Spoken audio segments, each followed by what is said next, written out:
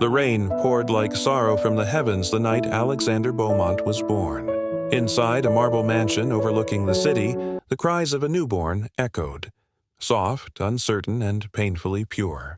His parents, Ethan and Clarissa Beaumont, billionaires whose names carried power, stood frozen when the doctor finally spoke the words that would shatter their world. "Your son was born blind." Before I tell you what happened next, tell me in the comments where you're watching from. I love knowing who's listening.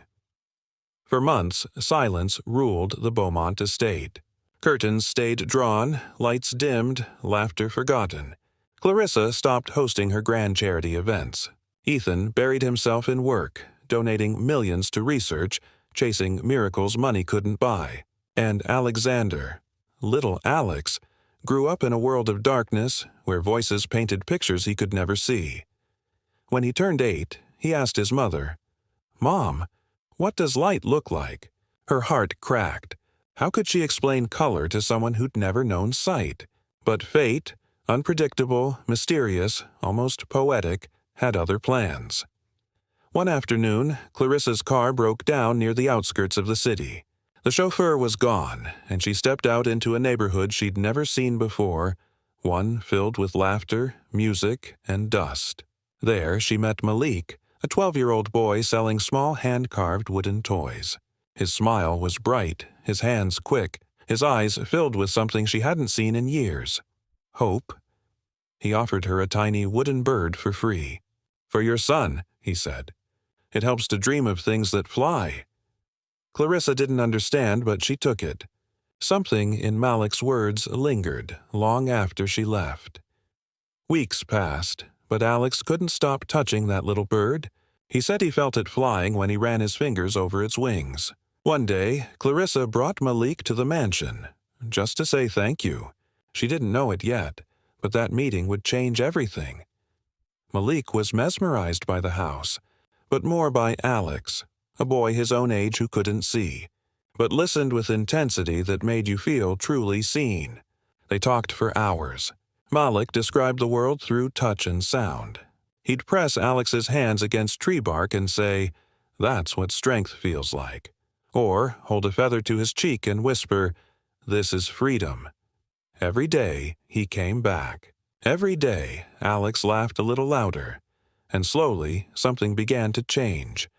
Not in Alex's eyes, but in his world. Doctors noticed neurological improvements they couldn't explain. Alex began to sense light, faint at first, like a shadow of brightness behind closed eyelids. The medical team called it impossible. Malik called it faith. But then came the storm. Ethan discovered Malik wasn't just visiting. He was from the poorest part of the city, a child of a factory worker. The billionaire's pride boiled. "My son doesn't need charity from the streets," he thundered. Clarissa tried to reason with him, but the walls around his heart were built of ego and fear. Malik was banned from the mansion. Alex cried for days, refusing to eat. The laughter stopped again. Until one night Alex slipped away.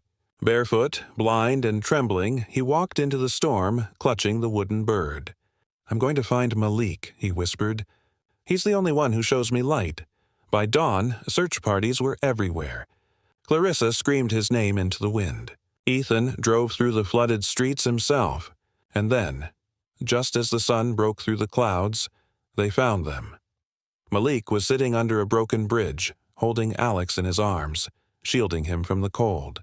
The boy's tiny hand rested over Malik's heart, and then the miracle happened. Alex blinked. Once, twice, and then gasped. I can see your face." Doctors later said trauma or divine coincidence. No one could explain it. But Ethan fell to his knees that day, realizing what he'd refused to see all along. The boy who had nothing had given his son everything. In gratitude, Ethan offered Malik's family a new home, a scholarship, and a promise. But Malik only asked for one thing. "Let me still be his friend." And from that day on, 2 boys, one born into darkness, the other out of it, became brothers in every way that mattered, because kindness doesn't vanish. It waits, and it finds its way back. and somewhere in the golden glow of sunset, a little wooden bird still sits on a windowsill, wings spread, whispering of the day when love made the impossible real. If this story touched your heart, leave a I in the comments. Subscribe to Whispered Words, where every story reminds us that miracles don't always come from wealth. Sometimes they come from kindness,